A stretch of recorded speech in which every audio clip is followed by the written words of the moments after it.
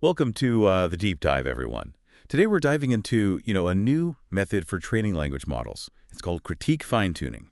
CFT for short. Yeah, CFT, exactly. And we're going to be, pulling all of our insights from this research paper. Critique fine-tuning. Learning to critique is more effective than learning to imitate. So if you've ever, wondered how we can make AI smarter, well, this deep dive's for you. Well, the researchers, they found a limitation with the traditional method of training language models. This is called Supervised Fine-Tuning. SFT. Yeah, SFT. And it relies on models imitating, correct responses to different types of instructions. As these models become more advanced, simply mimicking the answers without actually understanding the reasoning kind of falls apart. Right. Yeah, it's like I guess like learning a language by just memorizing phrases. Yes, You can't really communicate effectively if you don't understand the underlying grammar. Yeah. So this is where CFT comes in, right? Yeah. Instead of imitation, it focuses on teaching these models to analyze and to actually critique responses. Right. And to do that, the researchers used GPT-4o to generate critiques for a data set of, 50,000 samples. And all this data was pulled from WebInstruct, which, has a pretty diverse range of educational materials. So essentially, they're using one AI to teach another AI how to provide, like, constructive criticism. Exactly. So what did they discover after implementing this unique training method? Well, the CFT models, they consistently outperform the SFT models by a significant margin. We're talking, 4 to 10% improvement. And this was observed across a range of mathematical reasoning benchmarks like Math, AMY, AMC, even Olympiad Bench. Wow. Each of these tests really, I guess, focuses on a different set of mathematical reasoning skills, right? From like high school level problem solving to, very specialized areas of math. Right. And this wasn't just limited to one specific type of language model, right? Right. They observed these improvements across a bunch of different base language models like DeepSeek-Math, Qwen2.5, and Qwen2.5-Math. Yeah. Yeah. This suggests that CFT's effectiveness, it kind of goes beyond, just a particular model. So one of the most interesting findings, at least for me, was that a CFT-trained model achieved basically the same results as a model trained using 140 times more computing power. Yeah. So this really shows the efficiency of CFT, right? It does. Especially for those working on these large-scale AI projects, computational resources can be a major bottleneck. So this suggests that CFT could, potentially lead to cost savings, even, faster development cycles. Yeah. But did the researchers just stick to mathematical reasoning, or did they try it on other things? Well, they started there, but they also applied CFT to broader STEM domains, like scientific reasoning and theorem understanding. And they saw promising results in these areas as demonstrated by, benchmarks like GPQA and Theorem QA. So these benchmarks evaluate a model's ability to, like, answer complex scientific questions. Right. And even to understand very intricate mathematical proofs. So it seems like CFT could be a pretty versatile tool, for improving language model performance across a wide range of tasks. Mm-hmm. I mean, this makes me wonder, what are the limits of this new approach, Yeah, well, the paper does mention some limitations. One of the key ones is that the data set used for CFT was, entirely made by GPT-4o. Right.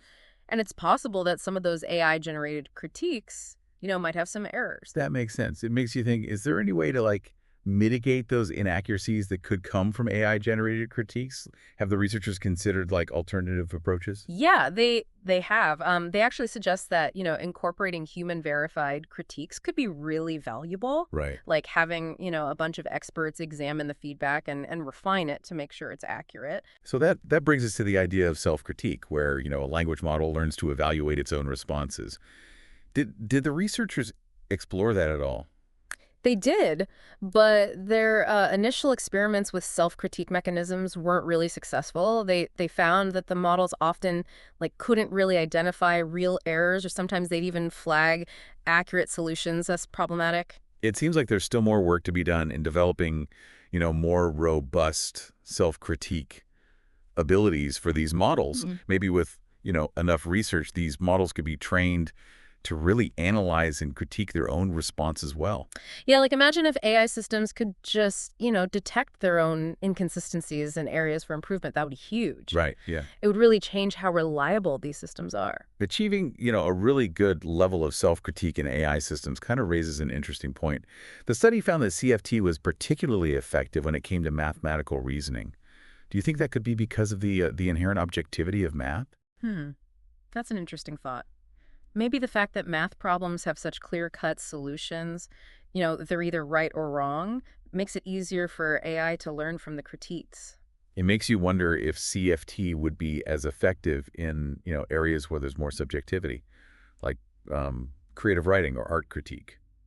Yeah, it's a good question. And the researchers have said that they plan to look into self-critique mechanisms more in the future, Okay. which, that could lead to AI systems that can learn and improve even with less external feedback. Yeah, and less reliance on that external input could lead to a whole new era of AI development, right? Yeah. Where AI systems might be able to identify their own biases, their inconsistencies in areas for improvement. Yeah, for sure. That would be a big step toward creating more trustworthy and reliable AI. Definitely. I mean, the research from this paper really does show, a promising new approach to training these language models. And while there are definitely some areas that need more research and refinement, CFT's effectiveness and, in its efficiency make it a really interesting area to study for the future of AI.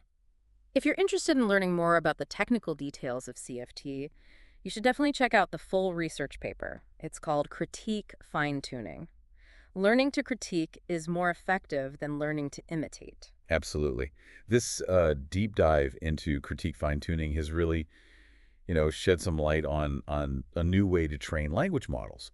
And the research really highlights how much potential this approach has. Yeah, it's pretty remarkable. The idea of teaching AI to learn through critique, like how we learn from feedback, it opens up so many It possibilities. really does. And the fact that CFT was so effective in mathematical reasoning, maybe there's a connection there between the objectivity of a subject and how well this type of learning works. Yeah, that's something to think about. Makes you wonder, could you apply this to how you learn things or even how you work?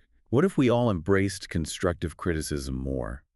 Could that help us learn and solve problems better? I think that's a great question for all of us to consider. As we've seen in this research, critique can be a really powerful tool for learning and improvement. And it makes you wonder, how could we all use it more effectively in our own lives?